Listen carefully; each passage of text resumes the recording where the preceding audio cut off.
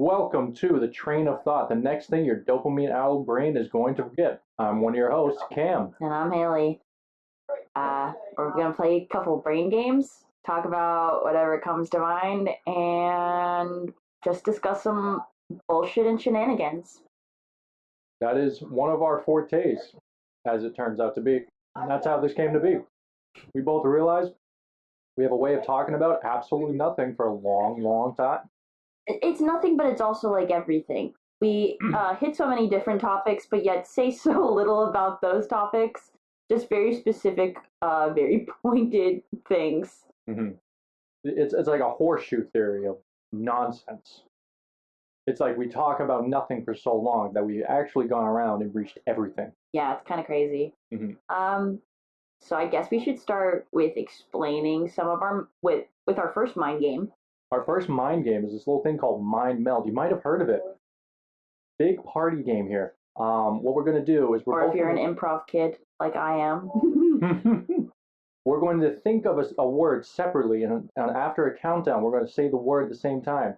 And the goal is to try to get to the same word, and we're going to clue each other in based on the associations of the words that we say. Make sense? Hopefully. We'll see. Usually this takes us a while because we get really mad at each other for saying the wrong thing. There will be some heated discussion. Don't worry. And explicit language. This is probably rated R. Yep. Please, grandmas, please do not listen. This is not. I mean, well, if you're a cool grandma, I suppose. My mom's a cool grandma. Shouts out to all the cool grandmas out there. This one's for you. All right. Think of a word. All right, we're now thinking of a word. Here we go. I have one. I have one. All right, I'm going to count down. 3, 2, 1. Colonoscopy. Scavenger. All right, so I said colonoscopy and you said scavenger. All right, so let's find the. Oh no, I don't like this. This is a terrible start. I don't like this one bit because I do have one and I hate it. Wow, really? Mm-hmm. I'm trying to find a bridge to Terabithia in my mind. I love that movie. Good movie. Haven't seen it forever though. Shout out Josh Hutcherson and Anna Sophia Robb. Yes. Anyways. All right, so I'm thinking of a word that connects colonoscopy and scavenger. Okay, I got one. Are you ready? Mm-hmm. Okay. 3, 2, 1. Ringworm. I almost said parasite. Parasite and pinworm. Okay. I said ringworm. You said ringworm. Yeah. Okay. So now, ringworm and parasite. I got this. This is hard. Hopefully the connection's right there for you, as it is for me.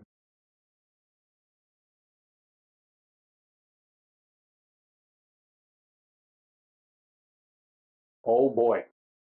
Oh no. Well, this is awkward. This is very awkward. This is really awkward. Okay. You're gonna get so mad, but it's okay. Here comes the vinegar. All right. 3, 2, 1. Tapeworm. Oh, here we go. We're circling the drain now. All right. So we are looking at. It's real fucked up because I almost said brainworm. Maggot and tapeworm. Okay, maggot and tapeworm. Okay. I have one for you. Okay. You ready? Yeah. Okay. 3, 2, 1. Larva. Insect. We're gonna be here all day. Oh my god. Does anyone remember that book, Hungry Hungry Caterpillar? Because we're gonna be saying all those words right about now. Jesus Christ. Let's think here. Larva and insect. Wow. I mean, there's so many options, right? All right. Here we go. 3, 2, 1. Caterpillar.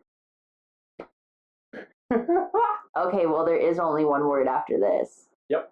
All right, here we go. This is the end. Here we go. 3, 2, 1. Butterfly. Excellent. Imagine if I said Butterfree, the Pokemon. I would have had a stress-based event. There would have been an act of violence in the first, I don't even know how many seconds we've been recording. We're just under the 3-minute mark now. Oh, sick. Yep. So that was mind melt. We're going to be moving on to maybe the main discussion segment of the podcast today. Yeah, you guys can't see us, but we can see us, and it's getting pretty prehistoric here. We're gonna get Jurassic if you don't mind. If you don't mind us Jurassicing some questions around here. Maybe a little Jurassic. I can't remember the other ones. I believe you're looking for Cretaceous. Thank you. Precambrian if you want to just grab the whole thing. Ooh, that was good. Actually, Precambrian would be before life. Dinosaurs are part of life. A little fludge on my part. Well, we can't all be winners. Pay no attention to any background noise. We are in a lively household. Yeah, there's other people here. And we're doing our best. You hear some dogs, you hear some cats. Maybe you hear us interacting with the dogs and cats. It's all just a little bit of extra flavor. Okay. Well, maybe we should describe maybe the visuals that we have. As of right now, Cam, is wearing a T-Rex sort of hoodie, wrappy blanket type thing you would usually get for a child, maybe their birthday, Christmas. Maybe if you really are just thinking about them, you might buy it for them on a whim. And my T-Rex is about like a brown, like a deserty brown, I would say. And I'm wearing the same kind of thing, but I'm a Triceratops, so we're, the two natural enemies of the Jurassic period. I think it's pretty good that we're these two creatures. I am a nice green color with some blue spikes, which, to my knowledge, I don't think those are the actual colors of what a Triceratops used to be. So, interesting fact that I read about some dinosaurs. Oh? Yes. The bigger the dinosaur, the duller the color that they're thinking. So a T-Rex may not have been green or goldly brown or anything. Nope, just gray. Could have been gray, maybe beige. That's cool. Yeah. Imagine a big gray T-Rex. I'd fear a gray T-Rex. Yeah, I was reading about a T-Rex that there used to be some that were living in what is now like rural Alaska. They found a couple bones, and instead of finding like evidence of feathers, they found some proteins that had evidence of what feathers used to be. So they hypothesized that it's just a huge, well, obviously huge because it's a T-Rex, just a T-Rex covered in white feathers that were resemblant of what a polar bear's fur is. So it's like the translucent stuff. And they nicknamed it like the polar bear lizard, which I don't remember the scientific name, but. Wow. They found the abominable snowman before it was cool. Wow, we got the abominable snowman before GTA 6. Is that still relevant? Is that a timely reference? I'm so outside of media, I might as well be a Mormon. Yeah, and I haven't been on social media in about almost a year, so. We're very up to date. We're very hip, as they say. I'm trying to cleanse my mind. I can't get into the brain rot anymore. This is a wholesome type of brain rot that we're providing. Anyways, this is educational brain rot. Yes. How about a very easy topic to get into? How about our favorite dinosaur?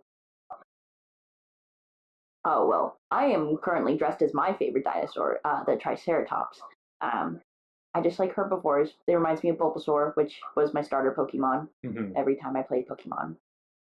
And let's see, what did you get inspired by a certain piece of media to gravitate towards the Triceratops outside of Pokemon? Did you watch a certain dinosaur movie? I really loved Land Before Time when I was a kid. That was my shit. Littlefoot. Oh my god, I can't remember any of the rest of their names, but I watched all of those DVDs. I had a whole collection of them, like a whole shelf full in my room. That was the thing. Wow. I also know something very dark about Land Before Time, that one of the kids was murdered by their parents. Child murder. We have it all here. The horseshoe theory of nonsense. Yeah, I didn't think this was going to be the true crime episode. I'm sorry. More to come. Anyways, my favorite dinosaur as a child was the Triceratops as well, but for different reasons. Actually, if you remember the show Power Rangers Dino Fury. Okay, real. The Blue Ranger piloted the Mecho Triceratops. And I was like, Blue was my jam. Triceratops, 3 horns. It wore a shield. I was also into medieval stuff at the time. Remember Magic Treehouse #2, I believe, the Black Knight. Dude, That was one of my favorite ones I read. I love Magic Treehouse. Those were so good. That's the first series of books that I read after getting my ear surgery when I started learning how to properly communicate and also process language. That's so sweet. Yeah, I destroyed that series. Hell yeah. I read the whole damn thing in like 2 months, and they realized that, oh, this kid's gonna be fine. He doesn't have any learning disadvantages, if you will. So, I think it's really interesting that to have like an intersection of, which I also did, of dinosaurs and medieval things, because I do think that maybe the legend of dragons just comes from them finding dinosaur fossils maybe a little bit. But also evolution makes me think that maybe at some point we did kind of have dragons, because I am one of those people that thinks that at some point in history we did have some form of primitive magic that went away as we got more technologically advanced. I have never even entertained this thought before, but you know what? Let's go into this for a little bit. All right. So, what kind of primitive magic have we lost along the way? I just think like it's not specific, but I think like we used to be able to communicate with animals better when we were more animalistic or were more in tune with nature and could, you know, in some way interact with it. I'll preface this with saying that my family were immigrants from Ireland and Scotland, and my grandpa did teach me growing up that fae were real, and you got to put your little bowl of milk out. So it's not that far off for me to think that at some point there were wizards running around. When, I do kind of think that there will be some little guy coming to steal my socks if I don't do certain things, but that's just me. Well, when you think about it, like from my perspective, the ancient art of storytelling was a way of explaining away the terror, sometimes of Mother Nature, but sometimes of other people, and using symbols and fanciful creatures to try to encapsulate things that are hard to describe, hard to convey to other people. So instead of the terror of,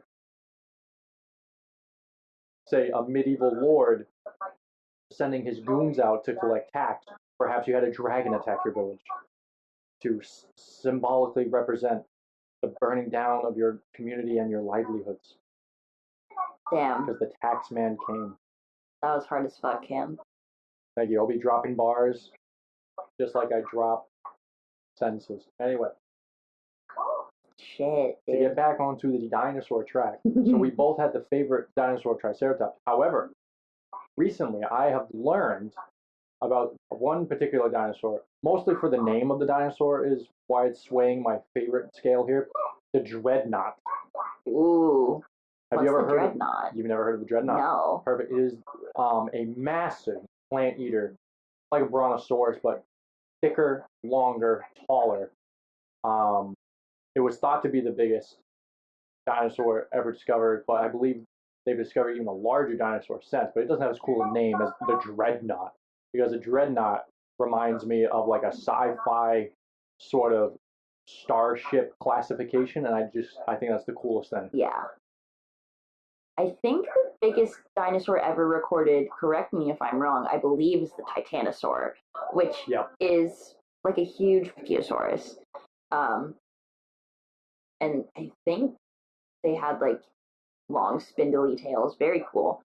Another dinosaur that has become one of my favorites is the Ankylosaur, which they were like the huge armored ones that had the club tails. They, fun fact, don't have any fossilized evidence of being attacked by T-Rexes. So some scientists are theorizing that they never were attacked by T-Rexes because of their scales and because of their club tails. They theorize that they basically used to just beat the shit out of T-Rexes with them. When they also theorize that those tails were mainly used for combatant for social reasons between different ankylosaurs, but they're just cool. The king of the Jurassic period met its match when a big plated turtle type thing with a club came around. It was like, hey buddy, you might have sharp teeth, but I've got tougher skin. And then also a concussive blast from the rear end. I mean, like, wow. I believe they call that a tank. Yeah, for sure. Straight up D&D barbarian stuff, just like coming out natural natural armor with a huge club, just swinging at the biggest thing that you can and coming out fine. Sometimes all you need to quell a good offense is a good defense, and I think the dinosaurs had that figured out. Some of them, anyway, with their plated armor. And how about we talk about the plated armor for a second here? What do you think that was made of? I do not know off the top. Cartilage. Cartilage. Bones. Bones. Yeah. What we said? Wait. An ankylosaurus skeleton has a skeleton of its shell. Well, it's technically not a shell. It's connect. Yeah. I'm learning this for the first time. Wow. Yeah. Well, this is all theorized. But I'm assuming based on fossils and from what I've read from scientists that I think it was like some kind of just some kind of like thinner bone that could withstand getting smacked. Can you picture an ankylosaurus swing across a river, but because its spiny shell is not as dense as the rest of it, that it's just kind of floating along, like the shell is just peeking from the river. Yeah, I think that would actually be and really it's just cute. kicking along like a tiny inverse raft type situation. Actually, I think that might be accurate because they were herbivores, so they had to get. I'm sure that they at some point were in some deep vegetation that was in some wetlands, so they must have adapted to swim at some point. I'm sure dinosaurs didn't have any care about the mud they tracked around them. No, sir. The world was their house, and they didn't have mom yelling at them. Well, it's somebody else's mom yelling at them sometimes. Oh, fun fact. After reading a BuzzFeed interview of a expert who was consulted for the Jurassic Park films, believed that the dinosaurs actually didn't roar at all. They most likely grumbled or hissed. That's cool. Because they do not have the correct vocal structure to actually roar. I mean, that makes sense because they're giant lizards, and I've never heard a lizard roar, but I have heard a lizard hiss. Jurassic Park would have been a very different feel if the big bad T-Rex was going hiss. Not quite as cinematically evocative as they. No, not quite as intimidating, to be honest. I mean, if the Velociraptors were just grumbling like disgruntled subway travelers, then no, not as cool, I would say. Instead of like nyah, nyah that they did. I can't quite do it. That was good. Thank you. That was good. I liked it. I practiced. I love the Jurassic Park movies. Yeah, I mean that's probably the start of a lot of people's interest with dinosaurs. Yeah, I don't remember how old I was the first time that I watched Jurassic Park. All I know is that it's embedded into my head. Yeah, I mean, it's sort of like you buy a poster of top 100 movies all time. Jurassic Park is in that poster 10 out of 10 times. Oh yeah, I feel like I downloaded that information when I was born. Like I didn't need to watch Jurassic Park; it was just already in there. Yeah, in a Plato-like cave allegory. In a past life. You came out with the Jurassic Park knowledge. Yeah, pretty much. You didn't have to watch it. You just knew it. I mean, I just naturally gravitated towards dinosaurs before I ever watched Jurassic Park, I think. I mean, I always loved dinosaurs. When I was a little kid, I used to get into fights in preschool over the dinosaur bin because I had a specific toy I wanted. I think kids, when their imagination is allowed to run a bit, that they gravitate towards things that they don't immediately see in their environment. That's true. I agree with that. So like the fascination with fantasy, dinosaurs particularly too, is that dinosaurs are not around anymore, as we know. So therefore, it's up to the imagination. We can fill in the blanks with our young developing mind. Yeah, but there's still like enough evidence that we could be like, oh, but it was a real thing. Oh yeah. I think a majority of my love for dinosaurs does come from like the Natural Science Museum in New York City, because I have very vivid memories of being very little, looking up and seeing the T-Rex fossil for the first time. Yep. And that was incredible. Mm-hmm. Or like seeing the Brachiosaurus for the first time, or even just seeing the giant whale Oh, the whale was incredible. And then I think that just started a fascination with the natural world and what are these bigger creatures, bigger than us, that were around before us. We're so quick to talk that we're the center of everything, the center of the world. But then when you see something that's quite larger than you and also could squish you like a bug, you kind of have to grapple with that in your primitive brain a little bit. You know, like it's a fascination out of, I think, a prehistoric survival. You know what I mean? Like, Yeah. You want to learn about the big things so you don't have to deal with the big thing or any of the unknowns of the big thing. Yeah. And I think it's crazy to know that like modern humans have been around for less than 1,000,000 years. Mm-hmm. And dinosaurs used to rule the earth for millions of years, that they went through mass extinctions multiple times and still managed to come out on top again and again until the meteor. And I double think it's crazy that there are still marine life that has been around since the Cretaceous period that we still see huge numbers of, and that there's still, well, sharks are right now our biggest, or kind of like their smallest. Their size of sharks that we have currently is still insane. Right.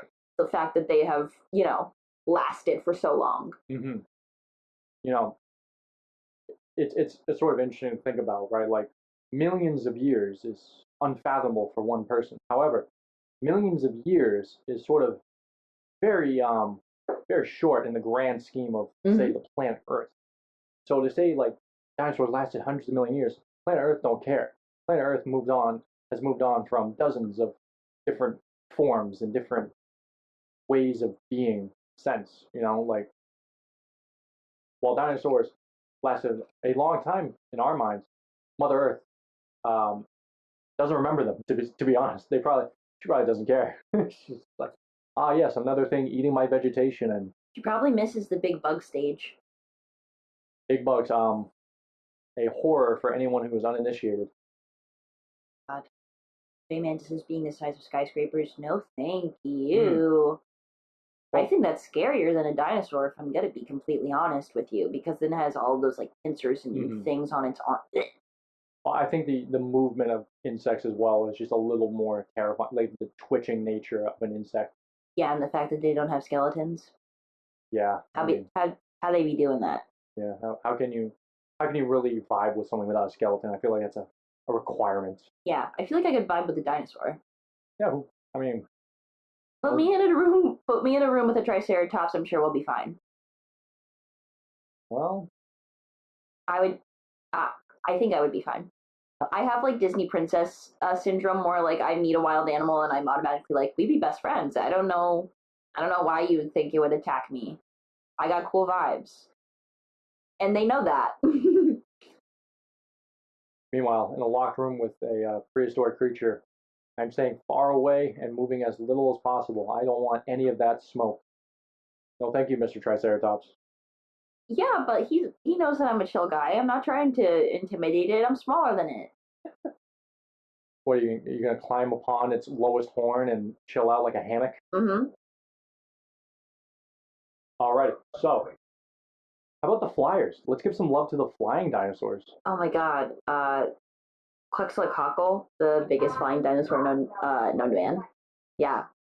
I wouldn't want to be alone with that thing. That is terrifying. And I kind of don't.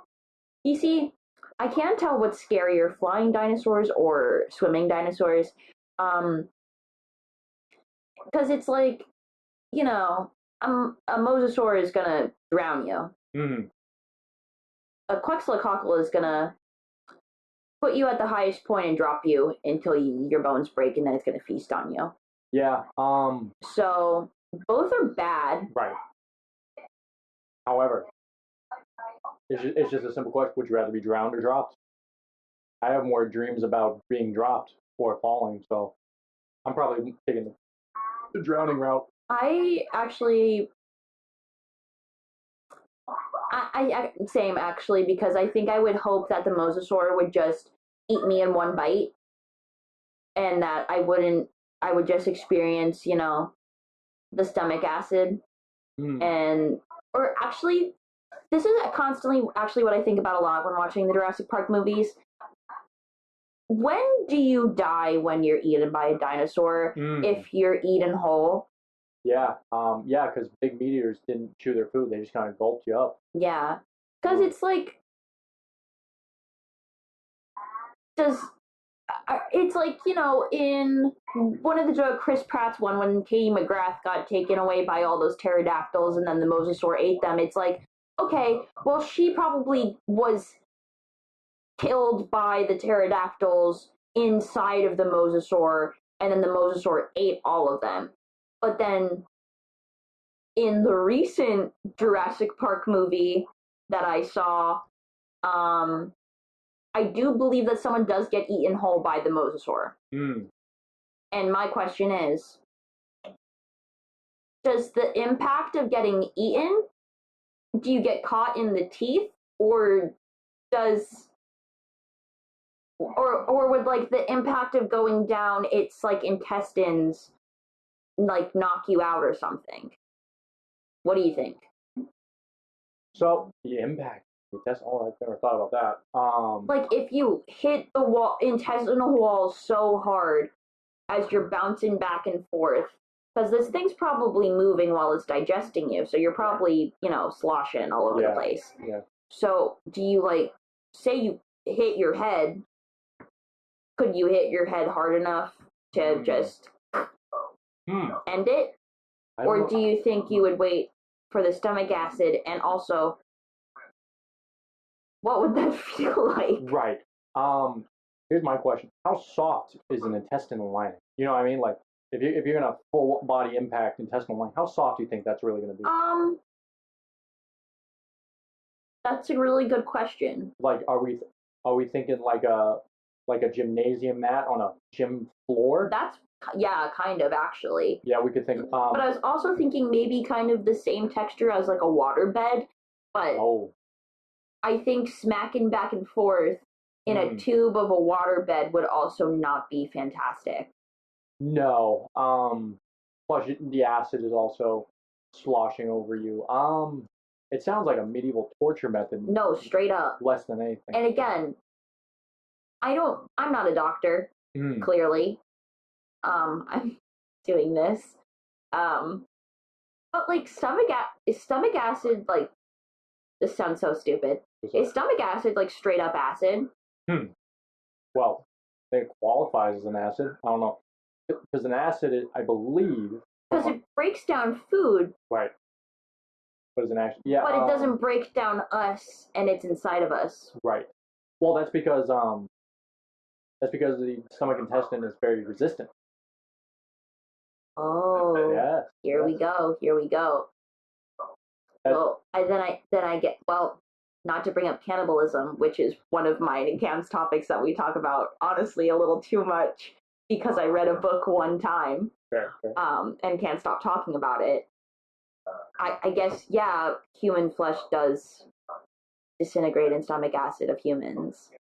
Yes, it does. So I guess we would disintegrate in the stomach acid of a dinosaur. Yeah, no, we probably get or not instantly, but cooked alive over a short period. Like rotisserie chickens?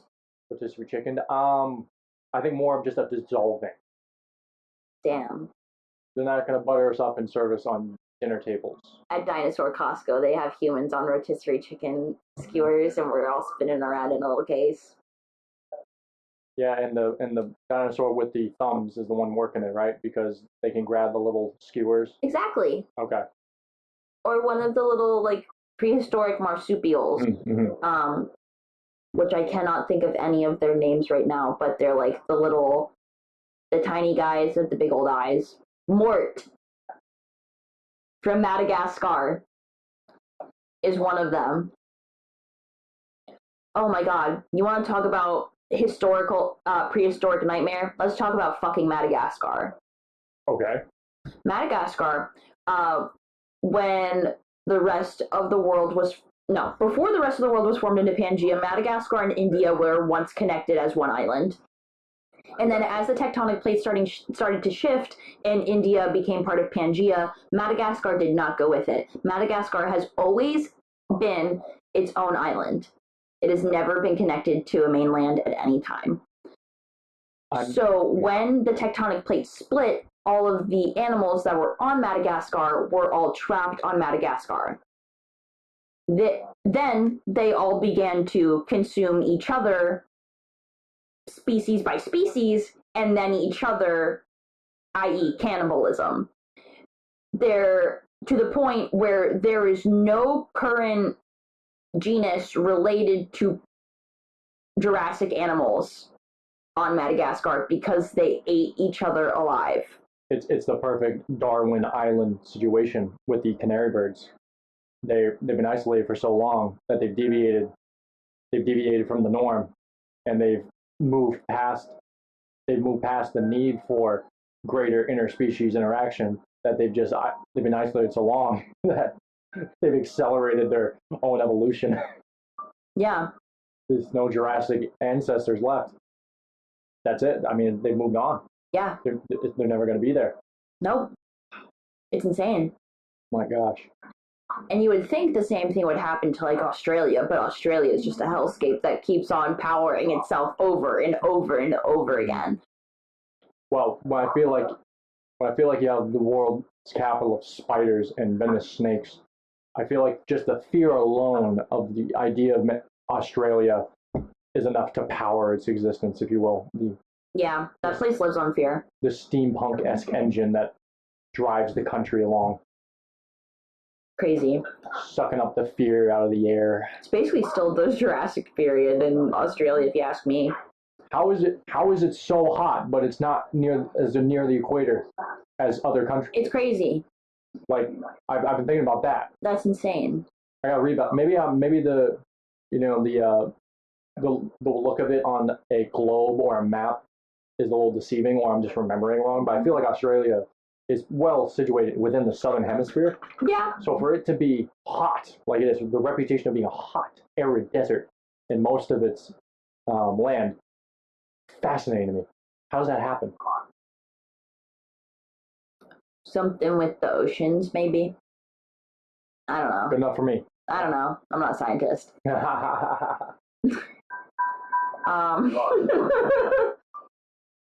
Which dinosaur would you ride into battle? Oh, an ankylosaur. For its strategic use, right? Yeah. Okay. I also think you could probably put a saddle on its head. Oh. And it probably would not notice. Well, obviously you would notice that there's something on its head, but like weight-wise, it probably would not give a shit. Yeah, I mean, I'm assuming here that we have these tamed animals. Yeah, me too. Tamed. Here's another fun little fact. The velociraptors we understand from Jurassic Park, actually the Utah raptor, because the Utah raptor is actually closer to size of the Jurassic Park velociraptors, while actual velociraptors were more akin to maybe chickens. Damn. Yeah, the Utah raptor is the velociraptor we know. So I would ride a Utah raptor. It's agile, it's large enough to be formidable, it has razor-sharp claws and teeth, it works well in packs, so maybe I have a pack of Utah raptors, maybe Utah raptor riders. That's sick. That's a gang. Yep. So, that would be my answer on that. That's good. Good one, right? I like that. Maybe, I feel like a Utah raptor might be able to climb well, too. Ooh. At any terrain, useful. Interesting. You ever play a Fire Emblem? Useful. Terrain affects wildly. Final Fantasy Tactics. Terrain affects a lot about the combat. I'm just thinking like a topographical strategy game here. So. Well, my play style whenever I play one of those games is to be a tank. So, see, that's where we differ because I love to run headfirst into battle. Historically, whenever I play Dungeons and Dragons, I'm usually the first to go down because I'm the first to run in. But that's just me. Right.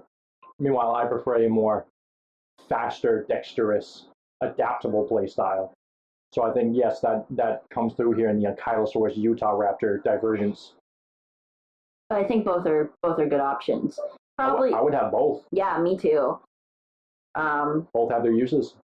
But I have like a kind of a distrust for carnivores, not to get all like Zootopia about this. Oh no. But I don't know. There's something about them that makes me distrust them. It's like they give me vibes of like, when pigs eat people and then they stare at you while they eat because they're thinking about eating you. I feel like that's what would happen if you had a carnivore dinosaur as a pet, that it would just dead eye stare at you while it was eating. Whereas a herbivore, I feel like would be more of like a cow situation where you just like come up and you're like, "What's up, Terry?" And it's like your Triceratops.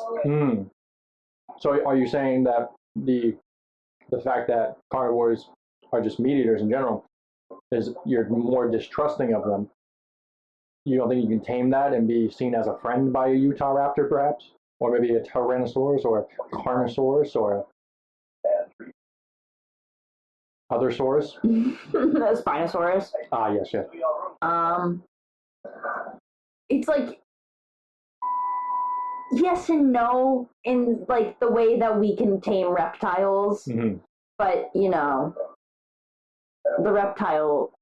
I don't know. I think about like Komodo dragons, where people sometimes have a pet Komodo dragon, and it's like, yeah, it likes you. It'll eat you if you give it the chance to, though. I don't think the instinct to eat is ever gonna leave any animal that you domesticate. Yeah, exactly. I don't know. I'm imagining if a sheep was desperate enough, would it munch on us? And I don't know the hard lines between herbivore and carnivore, but maybe they don't even have the ability to digest meat or something like that. Oh, that's crazy. Yeah, well, probably something like that. Might be something to investigate at a later date. I don't know. Just something about a giant lizard. I feel like, I don't know. They're too intelligent a little bit to me. Okay. They got a certain, if we like domesticated them, I feel like that would have a certain, and gave them like jobs, they would have a certain level of intelligence that it would be like, what is stopping me from munching on you? Right. And I feel like that would always be a thought in the back of their heads.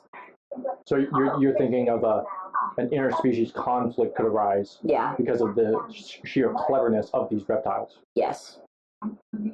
Well, sometimes it just be who can eat who first. True. Sometimes it'd be like that. That's what it was for a lot of millions of years in the dinosaur times. Hello. Yeah. Do you want to talk about the ocean? That hellscape?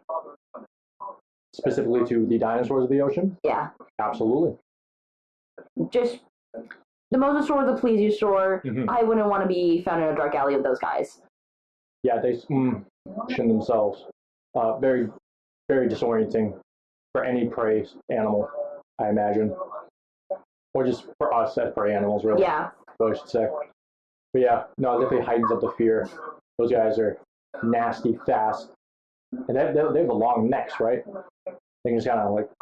They're just really fat. Well, like, yeah, kind of. Yeah. But they just have like really long bodies with the long beaks, and they can swim really fast, and they're just terrifying. I would argue that if I were to find myself in a Jurassic landscape, there's no way in fuck you're seeing me in the water at any point in time. I'd rather be dead. It's more of a death sentence to you. Yeah, no, straight up.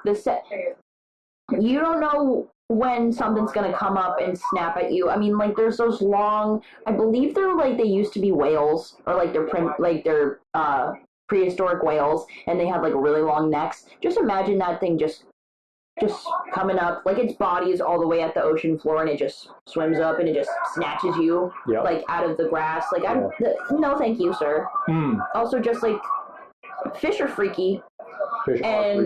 There's so many meat-eating fish, and everything was just constantly trying to eat each other at any point in time.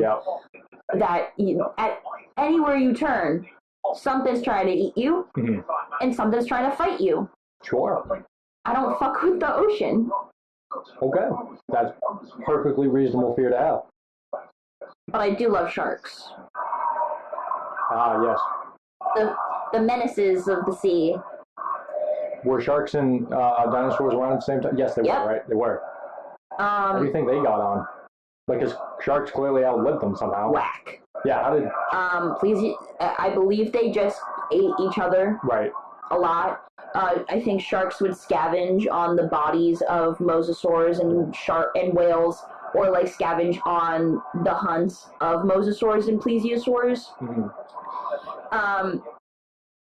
But also, like, there's a bunch of evidence of like prehistoric sharks eating young dinosaurs, or like some sharks eating flying dinosaurs, which is, we see that now with sharks eating birds all the time.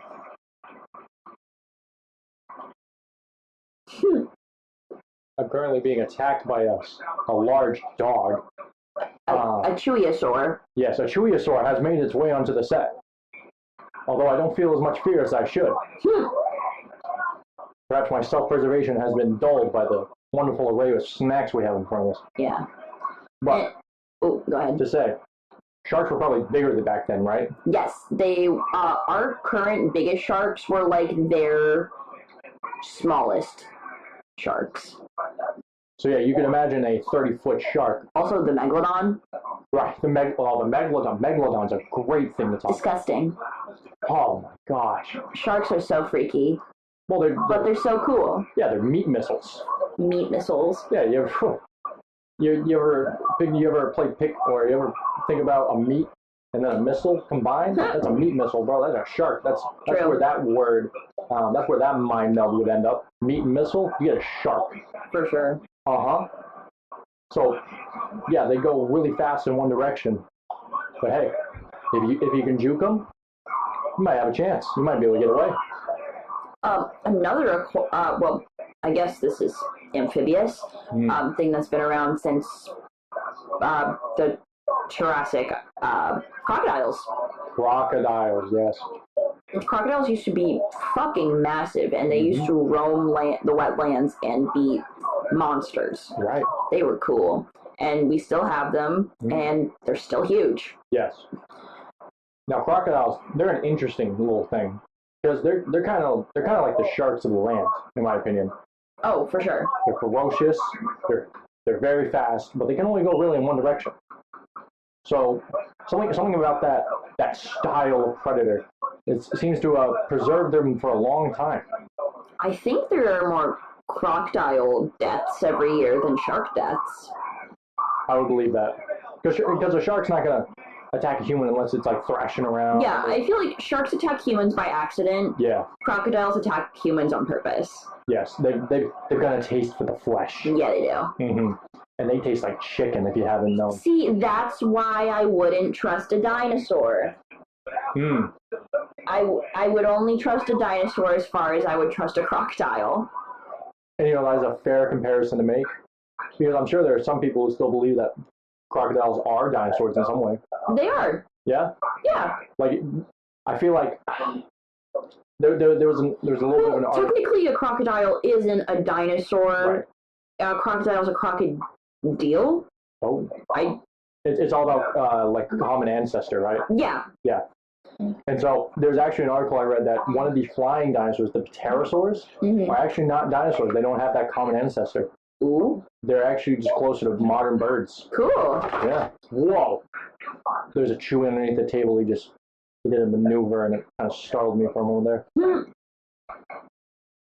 We have a scavenging large baby dog. That big boy is scavenging right now. Yeah, he is. He is perusing the carpet. Anyway. Man. Take a second to see where we're at.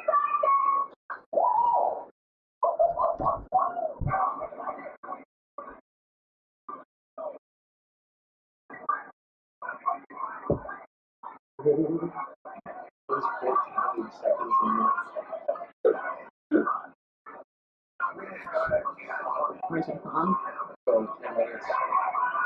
What's 1,400 seconds in minutes? 23. No, we're going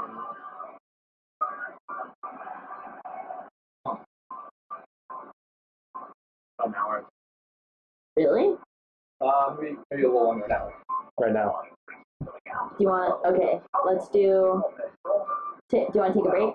Do Mumble Radio and then talk about whatever. Sounds good. Cool.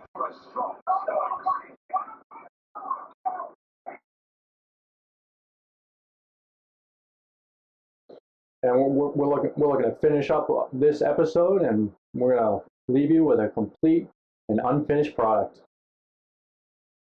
All right. So we're gonna move on to a fun little segment we have planned here called Mumble Radio. If you haven't heard it, you maybe try it at home sometime. Basically, what we're gonna do is we're gonna take turns, and both of us have a song picked out, and we're going to try to recreate the song to get the other person to guess it without saying a single lyric. Only strange sounds, maybe some onomatopoeia and wild gesturing, perhaps. We'll see. Do you want to go first, or do you want me to go first? Yeah, I'll go first. That's fine with me. Wait. Can't hear myself. Oh. Oh, no, it's just doing the same thing again. Okay. Just want to make sure. Okay. All right. So I will begin my segment of Mumble Radio. Any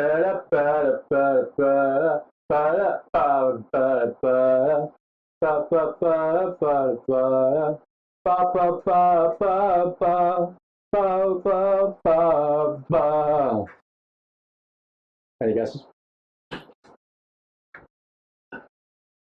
I got nothing. You got nothing? All right.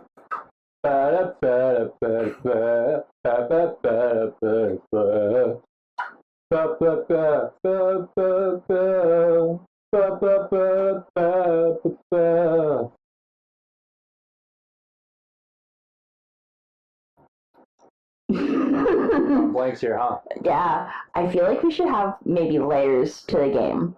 And what would that be? When we don't get it, it's like closer to words Really? the second time. Oh boy. Like, it's like, Yeah. you know what I mean? Yeah. Okay. So okay.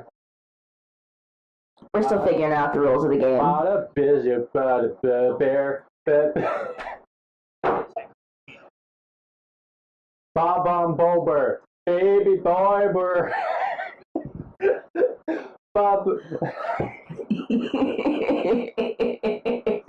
Bob on Bober.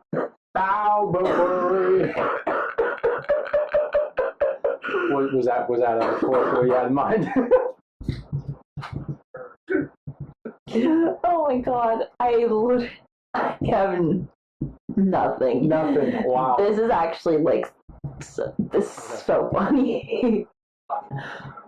I miss your ba and the way you ba. Why don't you ba? Come on ba. I have a face of awe and shock, I think. Can I have the artist? Amy Winehouse. Oh my god.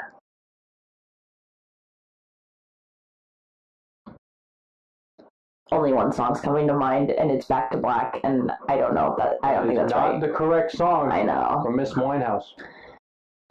This is shameful. Amy, I'm sorry. Okay. Named after a woman. That song. It's right in front of you. You both have ginger hair, according to her. Valerie. There it is. We have gotten our answer. Take me out back and shoot me like Old Yeller. Jesus. I figured that would be a shoo-in for you. Your appreciation for pop queens. You would think. God, that was hard. It's hard. That song has like hundreds of millions of listens. No. Well, just, the song is good, yes. The game is hard. Oh, okay. It's fun, but it's hard. Yes. Okay. I'm ready. If you're ready. Please begin.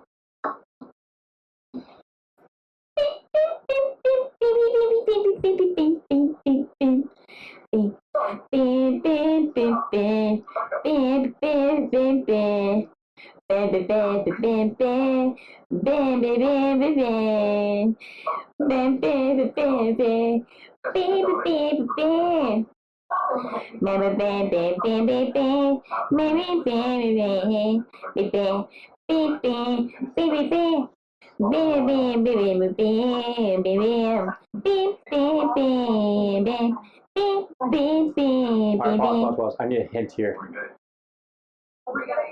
What kind of hint do you want? Give me, are you at the chorus? Or are you singing a verse right We're about now? to get there. We're about to get the chorus? No, we're in the middle of the chorus. Middle of the chorus? Yes. Okay. Give me the first 3 words of the chorus. Me. Can you speak the first 3 words of the chorus? Speak them? It gives it away. That's it. Yeah. Give me 3 words that won't give it away necessarily. Really stretching the neurons on this one. Boy, tend farm. Are those consecutive words or are those just separate words? No, those are consecutive. You say boy 10 farm? Yeah. Wait. Excuse Are you me. sure this is this? No, I have to rephrase because I remembered the actual lyrics. Okay. Gotta tend farm. Gotta tend farm. Gotta tend farm. Gotta tend farm. Is it a Doja Cat? No. Gotta tend farm. Would you like me to go again? Do you Okay. just want the chorus? Go for it.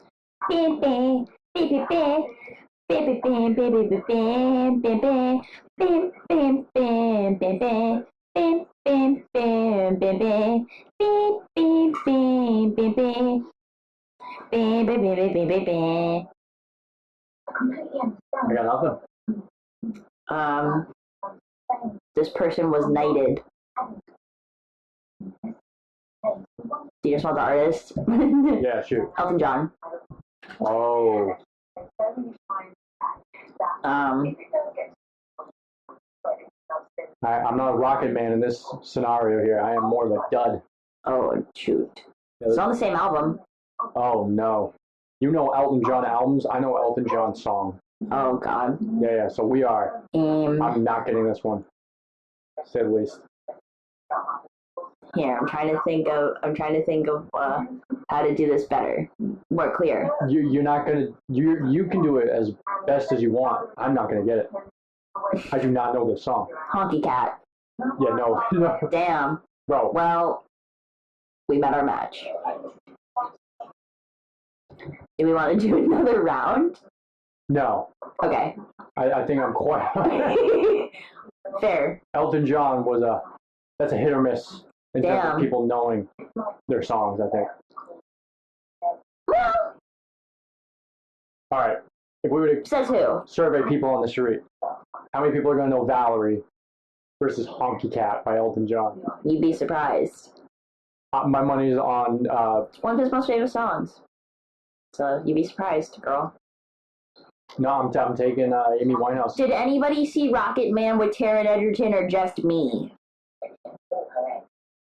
It's a deep cut for some, but God. a graze for me. Media literacy in this country is dying. God. Well, The children don't know who Elton John is. We need to take them back. We need to take them back to history. are you referring to me as a small child? Yes. I feel like JoJo Siwa saying she's the inventor of gay pop. It's like, come on. Oh, please. Come as a bitch. I should have known better. We literally just did a whole game so we wouldn't get copyright stricken, and then I sung. First it out into copywritten music. JoJo Siwa, please don't copyright us. I swear that was in good faith.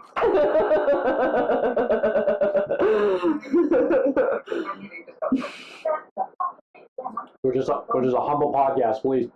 Please, this is our first episode. I can't take it. I don't want to get fucked by legal fees. Dude, I don't have any money. Dude, I don't have any money. I work at a pizza place and I do a podcast. You gotta start something. Wow. I'm crying. There's tears in my eyes. The idea of being sued by JoJo Siwa. JoJo Siwa. Oh. You can't handle the idea of So I her don't trust her. in a pantsuit, like approaching you in court. No, I don't trust her. You want to just lay in Yoda Siwa for a bit? No, I don't, because I fear her. I fear her power on the internet. Shoot. For some reason, I literally have nothing to talk about. That's fine. You want to just like rip it? You just want to rip into something? Yeah, go ahead, pick. Like, okay. Here, Cam, pick whatever topic you want, and I'll find something to be mad about. Interesting. Okay. Or I'll find something to be aggressive about. Okay. That makes sense to me. How do you feel about numbers, right? So numbers. Okay. Hear me out. The aesthetics of numbers. Okay. 1. I mean, depending on how you draw it, it's the line. Standard. Yeah. Solid. You know. 2. 2 is an interesting. 2 is pretty cool. Because not only is it an interesting curve, but it's also stable.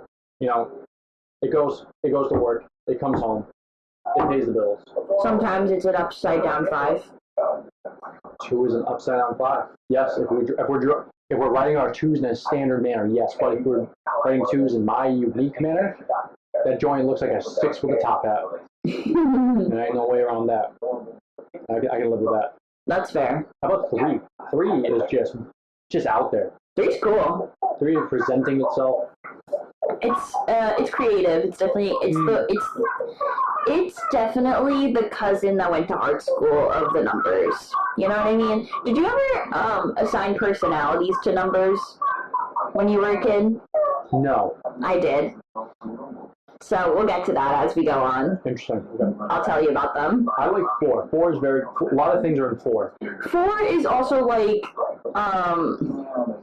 to me, like gifted kid energy. Really? Yeah. Okay, I see 4 as more the cornerstone of it all. You know, a lot of things are done in 4s, made in 4s. Exactly. Sides of 4s. No, exactly. Like, so you're like the ubiquitousness of the 4 means it's excelled. Yes. Okay. But also, 4 has middle child energy to me. In what way? Just it's in the middle of 3 and 5, and I don't know. That's just it to me. Wait. A lot of numbers are in between 2 other. Yeah, I know, Cam. But when you're starting numbers, it's like, okay, 1 or 2 are the parents. Really? They're the parents? Yeah, because they're the beginning. Okay, so we're building a number family now? Okay, if you want me to explain why young me gave personalities to numbers, then yes. I got to know this so we can continue. Yeah, so 1 and 2 are the parents. Okay. 3 is the oldest. They're out there. Their parents were like, yeah, do whatever you want because we're trying to stop generational trauma from the negative numbers. Hear me out. Sorry, was that a good one? Thank you. Yeah, so they're like, do whatever you want. Go to art school. Be an artist. Have fun. Be creative. And 3 does that. 4, they're excelling academics. They're going off. They're popping off. They're there. 5 is the youngest sibling. Really? Because they're a diva.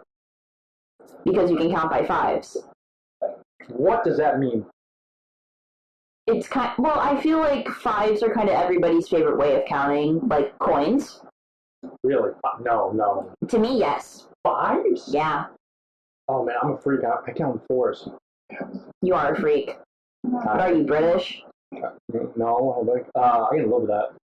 But okay, so 5s is everyone's favorite way to count. Yeah, I feel like. It is a very simple way to count 5. I feel like 2 or 5.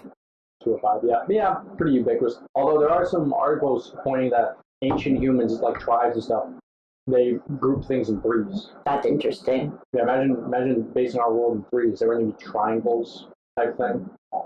We'd be building a lot of triangles. There wouldn't be the pyramids of Giza. Triangles, man. Big triangles. What? Triangles. All right, here's my read on 5. You ready for 5? Mm-hmm. 5 is the diva. Yeah, heard. It's at the center of the number line. They don't say 5 golden rings in the 12 days of Christmas for nothing. Right. 5 is a material girl. Yes. 5 is involved in every other number's business. Yeah. Because like five is like 5 has the roundness and the approachability of 3, but it just doesn't go all the way with it. It doesn't want to commit. It wants to just. It doesn't want to commit to anything. So therefore, it makes everyone else the priority. You know what I mean? Like it turns its attention elsewhere. It puts the attention elsewhere. I like that. Yeah, No, I get that. The flaws of other numbers. 5 is like a theater kid, but like head of the ensemble. You know what I mean? 6 is the stoner. I was gonna say 6 is like cousin It. Because I'm thinking 6 like there's not much going on up top. No, I take that back. 8's cousin It. Wow. Well, we'll get there. 6 is dumpy. 6 is dumpy. 6 is kind of plods along, has a leisurely look at things, you know. And 6, for some fucked up reason. 6 gets a bad rap. Exactly. It's been used in. It's all 3's fault, to be honest. Why is that? Because it's, the 3, well, now we're going to talk about satanic stuff for a second, because this is what it is about. The Mark of the Beast, it's 3. Explain. There's 3 scratches. Yes. How to get to 6? Because that's what looks like scratches the most, I guess. Maybe 1. But there's 3. Okay, so there's 1 scratch. So, like, the Mark of the Beast is technically getting scratched 1 time by the beast, quote unquote. Yes. So there are 3 claw marks in the Mark of the Beast. Why is 6 the demonized number? It's all 3's fault. Yeah, maybe it shifted blame in that. That's cray. Well, when 6 isn't being repped for satanic affiliation. I like 6. 6 is cool. Yeah, 6 is easy to get on. Yeah. 7. Everyone knows a 7. Everyone does know a 7. You know what I mean? Like 7 is used to. 7's class president. 7 is class. 7 is that the front of everything. 7 is most likely to succeed. 7 is also. It's a funny one because when talking about human interaction, it's the one that people pick to make people not feel bad about themselves. Interesting. Yep. How does that work? So when you ask someone or someone asks you, hey, can you rate that 1 out of 10? Off 7. You have to think about it.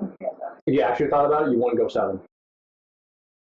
Fair. Because people, if you have a strong, it's a good default answer because it's like it's not. It's like, oh, it's okay. Yeah, exactly. I don't have any negative feelings about it. Yeah, it's not harsh. So therefore, it's like just the easy, lazy answer to give. Yeah. Like if you actually thought about it and actually weighed pros and cons of whatever you're being asked to assess, then 7 would not be your final answer. It would go higher. It would go way lower. You know how confident I feel when I give things a 4? A lot. A 3? A lot. Yeah. A 7? No thought. Yeah. No, that's fair. It's lazy. Yeah. It allows you to be lazy at 7. But 7 is wonderful. Love 7. 6 is like 7's got magic around it. In a rating, 6 is like what I give when it's like I actually didn't like it, but I like the person and I don't want to make them upset. Yeah, no, that, again, 6 can also share that role at times as well. But no, 7's like neutral. I agree with that. But 6 is like, I didn't really like this, but I like you as a person. So. Yeah. I'm not trying to hurt your feelings. I'm not trying to hurt your feelings. Yeah. And 7 also it's lucky for some reason. Yeah. Probably only in lots of 7s. Yeah. I was born on the 27th. Correct. So you have a little bit of 7 in you already. Yeah. You're so lucky, likable. I'm trying to think of anything with a 7 in it, and I can't. Literally got nothing. Is there any pop culture things with the 7? I mean, the 777 on Casino. Oh. That's the one I think of when I think of 7 immediately. Ooh. The 7 deadly sins. That's a very, going back to the biblical. Okay. That is very interesting. That's kind of bad bitch though. 7's also interesting because if you laid out 7 things, there's a definitive center with a good feeling around the rest. Yeah, I like when there's 7 things. Yeah, 7 feels good. 7 like feels good. You could be given 7 choices, and you're like, I feel good about these. Yeah. Yeah. You're like, I could definitely pick my least favorite, my top favorite, and then pick from those. Absolutely. Yeah, it's a good number. If offered 7 flavors of something, you'll feel good about your choice. Yeah. 8 is so fun. 8's cousin It to me, but like you know how cousin It was like kind of like the cool cousin in the Addams Family movies. Okay. He was like the bad bitch. Like he had like the white Mercedes car with like the top down, and he like married their accountant's wife while she was still married to him, and they had like the baby and whatever. He's wearing like the little spectacles. Like 8 to me. Just classy. 8 is giving me barbecue dad energy. Okay. Think about the belt. The belt with the hoisted up shorts. That's an 8. 8's the uncle. 8's very uncly, yeah, absolutely. Yeah. Just like hands on hips. That belt is there. 8's. I can see that. 8's also. 8's fascinating because for me, when I counted things with 8 when I was younger, like a child, I was like, oh, that's complicated. Yeah. Like an octagon. 8's when multiplication starts getting hard. True, yeah. The only reason I remember what 8 times 8 is because my 3rd grade teacher told me it was 2 8-year-olds playing Nintendo 64. That's amazing. That's incredible. I know. Shout out Mrs. Giannetti. Wow, what a way to bring. Meanwhile, my elementary school teacher literally wrote on one of my writing projects in 2nd grade. It was actually 3rd grade. Yeah, 3rd grade. Please stop writing about this. This doesn't make sense. Yes. Oh my god. Use video game references anymore in my writing. Damn. Yeah, it was written on She just wasn't cultured. Yeah, she was older, yeah. She didn't know it like you did. No, of course not. That's her fault. But like that's all I did as like a 3, 4, 5, 6-year-old. That's all I really did. Yeah. So I wrote about it. Yeah. I got shut down. Damn. That sucks. Yeah. Teachers suck. Good teachers are great. Good teachers are great, but bad teachers are suck my guts, dude. Yeah. I could burn in hellfire. I could rant about bad teachers. Me too, dude. Oh, God. I mean, how about my 6th grade math teacher? Speak on it. Right. She's not the bad one. She goes out because she has a child. Yes. The long-term sub hated all boys. Didn't give us a shot from the jump. I'm talking like... Oh, you're literally there to teach math. Shut up and fucking do the multiplication. Right. It was always, you boys are being so stupid. Hey, shut up before you say something stupid. Why don't you stop talking and get your work? Wouldn't say this to the young ladies. I'm like, God damn, don't carry your personal bullshit into a classroom of 12 and 13-year-olds. Somebody was getting enough angst, all right? Somebody was getting a divorce. Ooh, I hate to say it. You don't need to dump your angst onto teenage angst. You know what I mean? Like, that's a bad recipe. No, literally. Like, if I had the confidence that I did today as a young adult, then I would be like, hey, lady, back off. You know? Hey, lady, I'm literally 12. I haven't, whatever terrible scenario you're in with men or males in your life, I haven't had the chance to do that yet. It's like I'm literally 11. Yeah. I'm a little angel in comparison to whoever you've been clearly. I'm in fact more likely to be a victim than a perpetrator right now. Yep. Madam. Oh man. Yeah, teachers staying in high school, my French teacher literally made me cry in front of our class like multiple times and then was like, it's not my fault.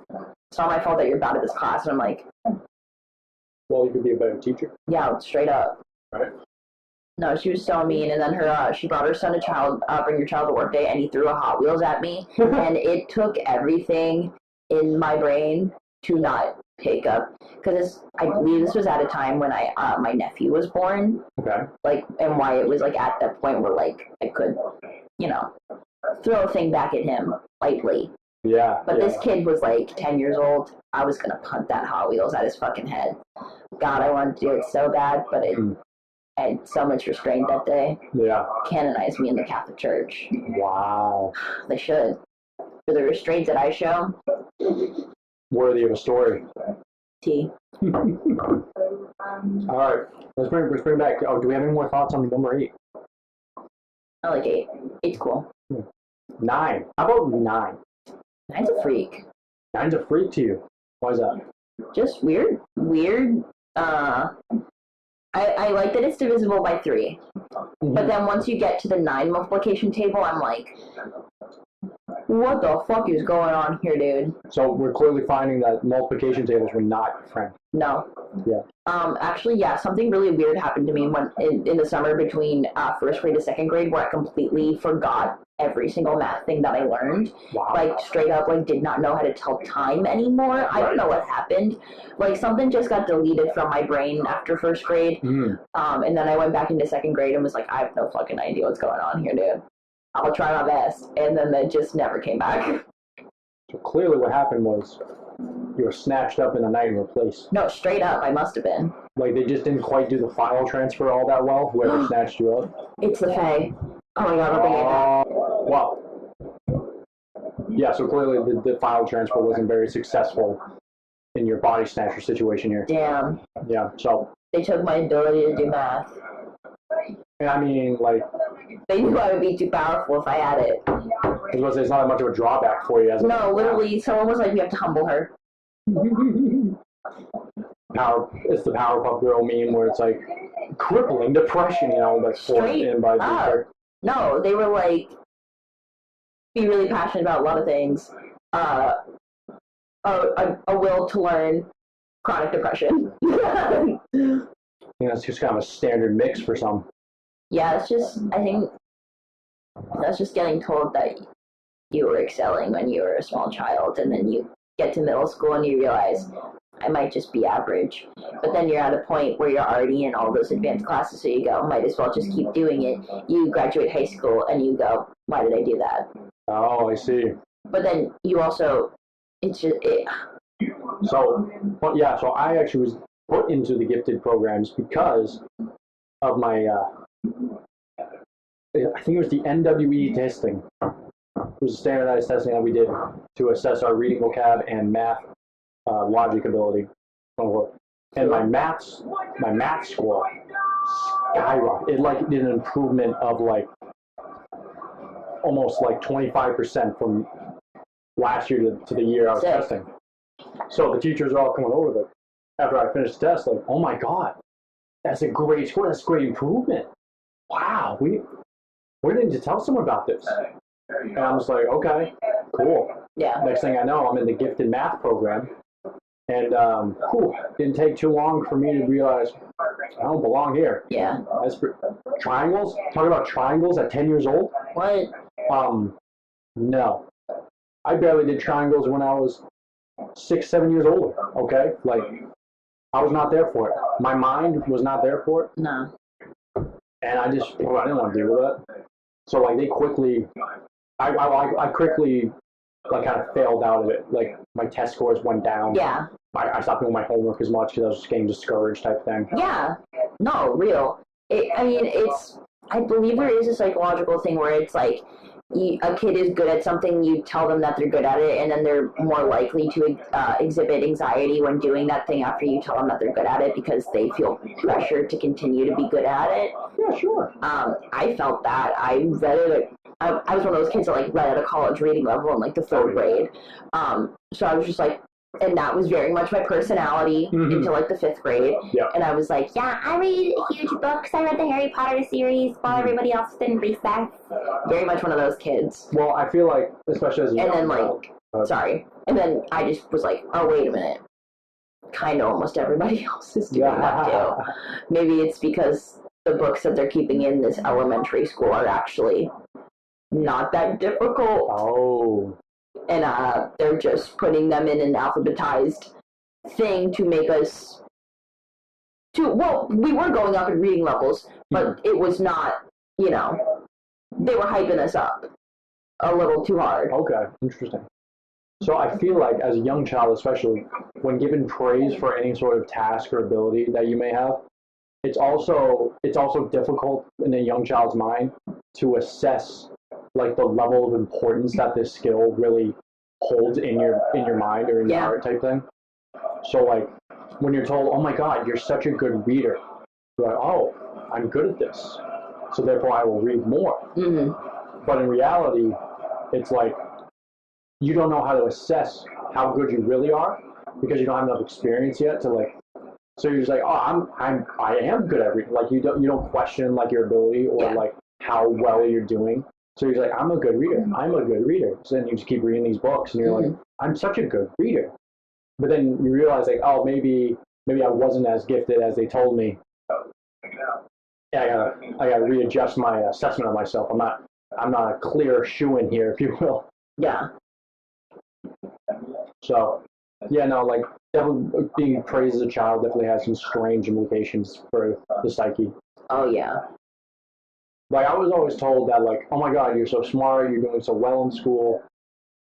But like in reality, it was the beginning of my ability to find shortcuts in logic. Like my ability to ignore like tradition or like ways of doing things that have been set in stone. And like questioning them and like bending them around. Yeah. I've been doing that for a long time. You know what I mean? Like anything from additions, division tables, how to understand a chapter of a book you're assigned to read in less than 2 minutes. Yeah. Yeah, you can just when you kind of like are able to like assess the importance of the information you're being given and then like rank it like really quickly. Like that's kind of what it was for me. Yeah. It's like I found the important information really fast. I rearranged it. I made sense of it, and I was like, oh, I got it. Nice. But then I was also the kid who was like, you didn't get that problem? Oh, that one's easy. I was that kid. Oh, I was so that kid. Oh no. Yeah, I would destroy math tests. Like, no, I was a monster at those tests. Because yeah, I found the shortcut. Yeah. I found the logic shortcut. Like, I was a English kid and like history kid. Through and through. Yeah, and like that just speaks to people's interest, right? Yeah. Like just the general exposure that curriculum gives you. You're just like, oh, I like this more than that. And like I felt that in a lot of things. I think I would have benefited from bringing in like a British school system where like you find something that you're good at when you're younger and they're like, oh, well here's more classes in that, continue to do that, we'll push you towards that so then you can have a career in it. Sure. I feel like a lot of, not that people are happy in England by any means, because it's fucking England, but like, I feel like people do what they want to do more often. So you're saying there's a higher floor? I think so. Like in terms of like satisfaction? At least schools are giving their students the resources to find their hyper-specific thing that they're good at. Yeah, instead of forcing them to wait until they get to college and then they're like, well, I don't know because I know a bunch of shit. Right. Yeah. At least that's what happened to me. Yeah, I mean, yeah, that's a common story for us.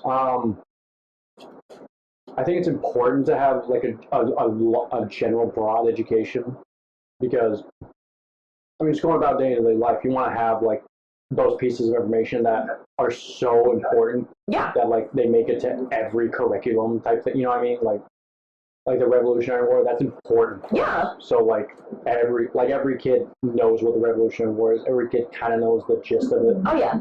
Or like knowing times tables. Times is pretty useful stuff to have. Yep. You know, especially when even just casual conversation, you're like, so like if I times my miles in my gallons in my tank to my miles, then I get this many.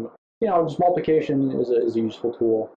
General education is important, but I also believe, yes, specialization can happen earlier because I feel like when a kid is exposed to something and it like excites them, like they have more free time and they have less like they have less of a meta narrative about themselves. If that makes sense. Yeah. Like they're not worried about their position in society. Exactly. They're not worried about people's ideas of what they consider interesting or anything like that. Not too many. I want to say it's a very strong influence.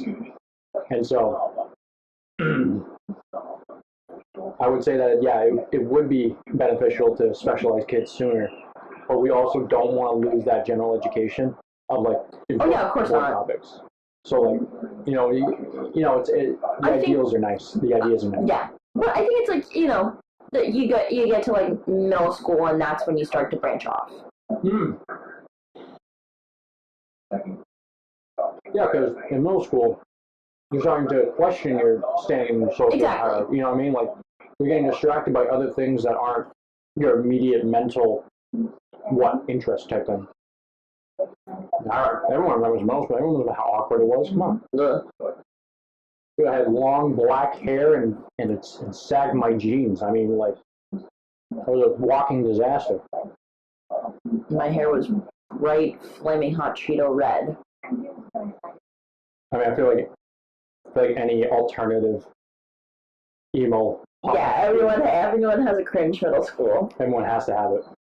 It's like, it's kind of a rite of passage. If you're not cringy in middle school, then you're gonna peak. Yeah. And I think that's real. Yeah.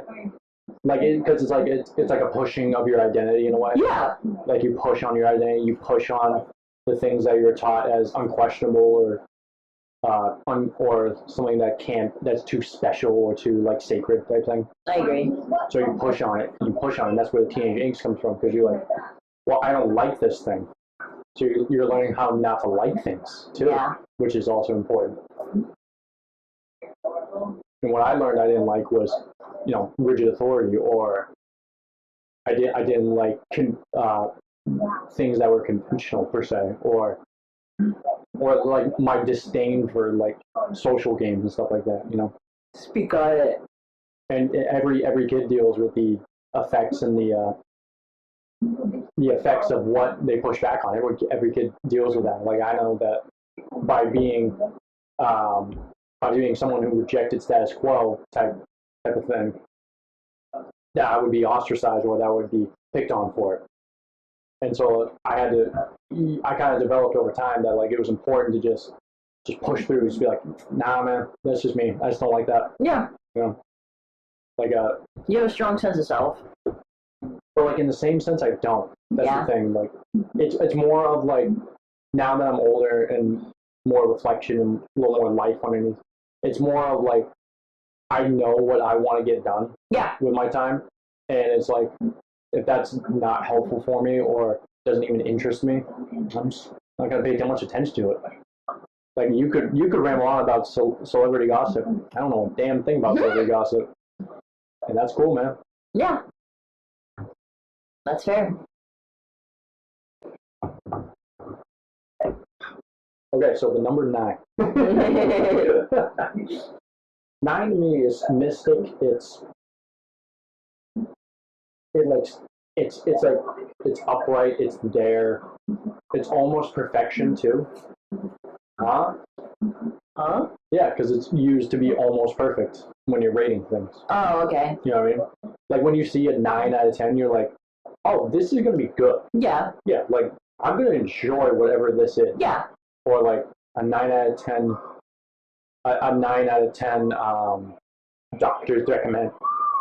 You're like, that's a trustable product, I suppose. Yeah, 9's close to perfection. Yeah. And I think 9 also has a very humble nature to it too. Because it is almost perfection, but it isn't perfection. It's humble. Like, it's like, yeah, I got close, but that's cool. I'm gonna settle here. Nice. It's okay with getting sober. It doesn't want to crush its competition and stomp up the podium. No, it's chill. Fair. I like that. That's chill. Yeah. How about 10? Let's finish up with 10. I think that's fair. 10 is fascinating because we're now introduced to 0. If you're just counting up from traditional number line, 1 starts, 10. Yeah. 10 finishes. 10 is fascinating. I love 10. Things we count cool. 10. I like counting in tens. Yeah. It comes easy. You can do it across your digits. 10, 20, 30, 40, right? We think of the decades of our age in tens too. My 20s, my 30s, my 40s. It's cool. 10 is time. 10 is time. Yeah. Absolutely. Yeah, 10 is very useful. 10's good. Yeah, 10 is very useful. The personality of the number is probably closer to perfection. It's also the beginning and the end. Oh, think about that. Because 1 and 0, they're so far apart and yet they're so close to each other. Mm-hmm. You know what I mean? Yeah. 0, well, that's the start. That's the end. That's the nothingness. Yeah. That's nothing there, right? There's a lack. 1, ooh, now we've changed the state of things. Put them together, balance each other out.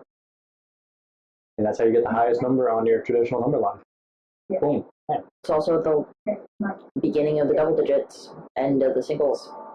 Right. It's the end of the new. It's the end of the introductions. It's the closer. Oh. Very thematic. Right. And so, in a way, 10 can be used to signify sort of where we're at in this episode. Because we're getting at least closer. I'm getting a little sleepy. Yeah, Haley over there is definitely fading. The eyes are getting heavy over there. This Triceratops blanket is real comfortable, and all I gotta say is I gotta curl up. And go to bed. Real soon. Yep. That's a fine way to be. Well, I guess we reached our station. Choo choo. Choo. We've been your conductors on this wonderful train ride this evening. Please join us for our next train ride on the Train of Thought. This is Cam, signing off. And this is Haley. Please step away from the yellow line.